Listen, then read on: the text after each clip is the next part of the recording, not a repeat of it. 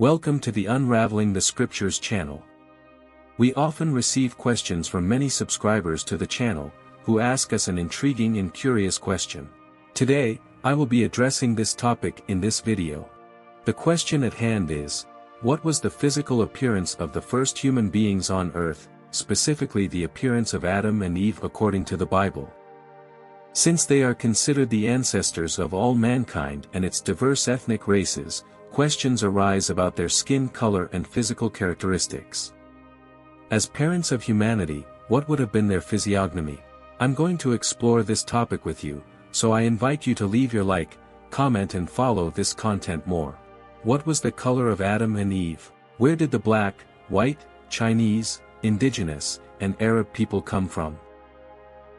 Certainly, it is likely that you have already questioned yourself about the Bible when observing the world and its various regions.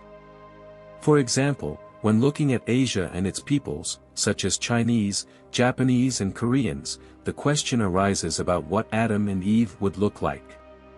In a world so rich in ethnic diversity, many thoughts arise. Some wonder about Adam and Eve's skin color, whether they would be black, whether they would have Asian traits similar to Chinese, Japanese or Korean, or whether they would be white. These are frequent questions that come to us about the ethnic origins addressed by biblical creationism. After all, how does biblical creationism interpret the various ethnicities in a world full of them?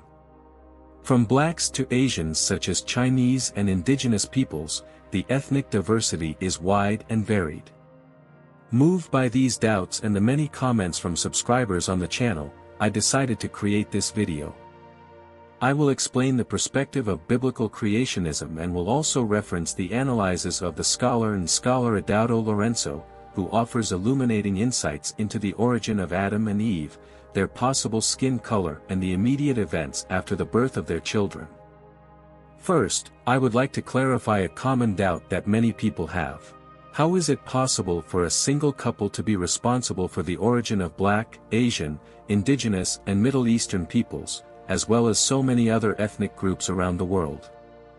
The truth is that those who raise these questions often forget that all the world's ethnicities share a common genetic base.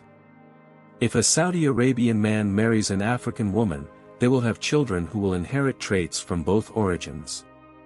The same happens if an African woman marries a man from Germany, resulting in children who carry characteristics from both regions. In response to this complex question about how Adam and Eve could be the ancestors of so many different ethnicities, the explanation is as follows: Adam and Eve were, originally, mixed-race people.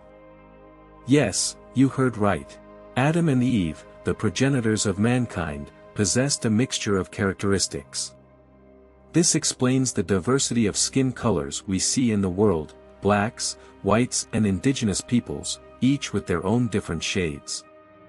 Some indigenous people have a more brownish skin, while others have a reddish hue, such as the native peoples of North America, as well as many other ethnic groups around the world. What often goes unnoticed is the analysis of the biblical text. I always recommend that people read the scriptures and, if possible, look for the original Hebrew and Aramaic. Conducting research and establishing linguistic parallels in the context of Genesis is extremely important. So let's explore that. The name Adam carries an interesting meaning. It literally means red earth or clay. This designation is linked to the human essence itself. Adam was created from the dust of the earth, which gives him a reddish hue, similar to the skin coloration of the indigenous peoples of North America, who were once known as Redskins. This tonality is slightly lighter than that of the indigenous peoples of the region, as detailed by scholar Adaudo Lorenzo. Adam and Eve, like the progenitors of mankind, had a skin tone that was neither black nor white. Instead, it was reddish, resembling the native Indians of North America. It is important to note that this discussion is restricted to skin tone, and it is from this color base that all possible variations unfold to give rise to the diverse and multiple ethnic groups that populate our planet today.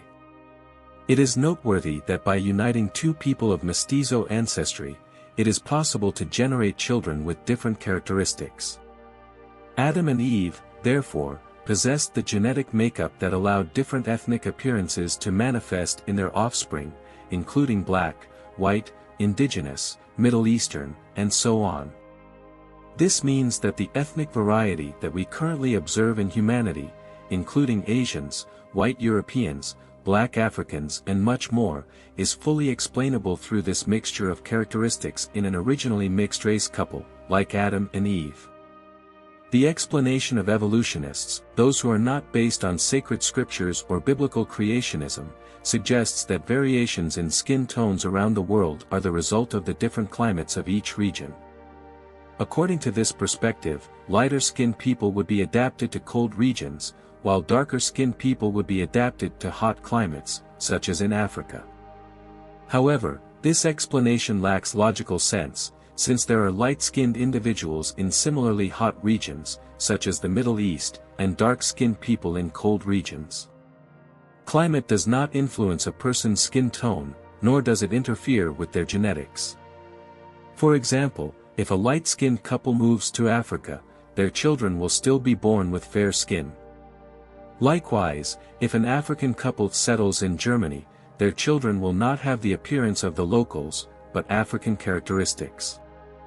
The idea that a region's cold climate would cause people to be born with lighter skin tones, and vice versa, has no foundation.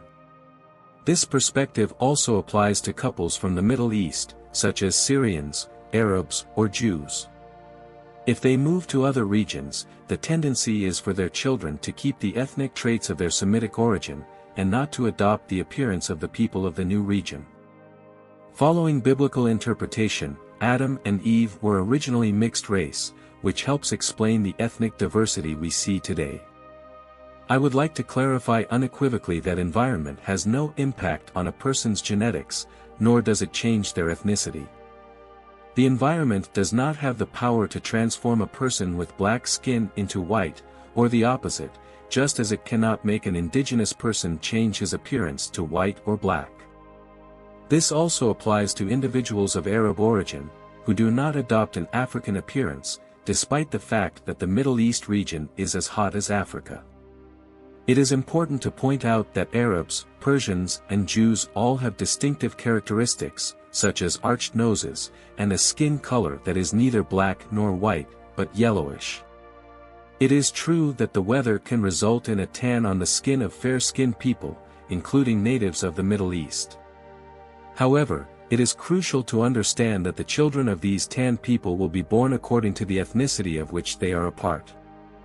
The environment does not have the ability to change an individual's ethnic identity.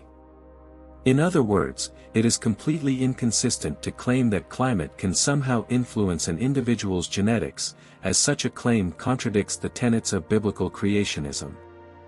After all, God is the creator of all ethnicities and has endowed them with their distinctive characteristics. All existing ethnic groups in the world today were intrinsically present in Adam. In this way, all skin colors and varieties of people derive from Adam, encompassing the richness of human diversity. Importantly, weather can result in temporary tanning of the skin during an individual's lifetime. However, the children, grandchildren and great-grandchildren of these people will inherit the colors and ethnic traits of their respective ethnicities, which remain unaffected by climate. Aspects such as nose shape, eye color and cranial structure are not influenced by climate. The ethnicities populating the world today are direct descendants of Noah's lineages, as we discussed in our series, The Origins of Peoples According to the Bible. If you're unfamiliar, I'll leave the playlist link at the end of the video. For instance, the Chinese, Japanese, Koreans, Filipinos, and other peoples of East Asia are direct descendants of Togarmah, who is biblically mentioned as the grandson of Japheth. Togarmah is considered the ancestor of Asian peoples after the flood. Peoples with fair skin, red hair, blonde hair, and blue eyes all originate from Japheth's lineage, with Japheth being their ancestor. Red-haired peoples descend from Gomer, while blonde-haired peoples, not only according to the Bible but also according to ancient Jewish traditions, are direct descendants of Ashkenaz, originating from the Scandinavian region. Peoples with black skin, such as Africans and South Indians, have their lineage linked to Cush, son of Ham and grandson of Noah. It's important to differentiate between Africans and Canaanites. Africans are directly descended from Ham, representing a less mixed lineage. Peoples from the Middle East, like Arabs, Syrians, Iraqis, and Jews, share a common ethnicity, all being direct descendants of Shem, who was Noah's eldest son. Shem, the father of Semites, is a common ancestor for these groups. Therefore, Arabs, Jews, Syrians, Iraqis, Lebanese, among others, have this direct ancestral connection with Shem. In summary, Noah's lineages establish that Hamites, Semites, and Japhethites constitute the descendant peoples. These are the ethnicities that trace back directly to Noah and, consequently, to Adam and Eve. Even though there are those who challenge the idea that all ethnicities originate from a common couple and do not adhere to the belief in the Bible, the reality is evident. Consider countries like Brazil, which is undoubtedly an eloquent example of how all people derive from a common ancestry. In Brazil, there's a rich mixture of European, African, and Asian nations, including Eastern populations like Japanese and Chinese, as well as indigenous natives. This diversity is equally noticeable in many other countries. God created Adam and Eve as a blend with a unique purpose. He aimed for a world filled with colors and beauty. Each ethnicity, each people, possesses its unique qualities, contributing to their intrinsic beauty. A fascinating observation is that a popular saying resonates with profound meaning: we are all brothers. This adage is relevant since the post-flood forefathers of humanity, Shem, Ham, and Japheth, were brothers. Therefore, even with diverse ethnicities, the race is one, the human race. We are all brothers. I hope this video has been enjoyable for all of you. See you soon.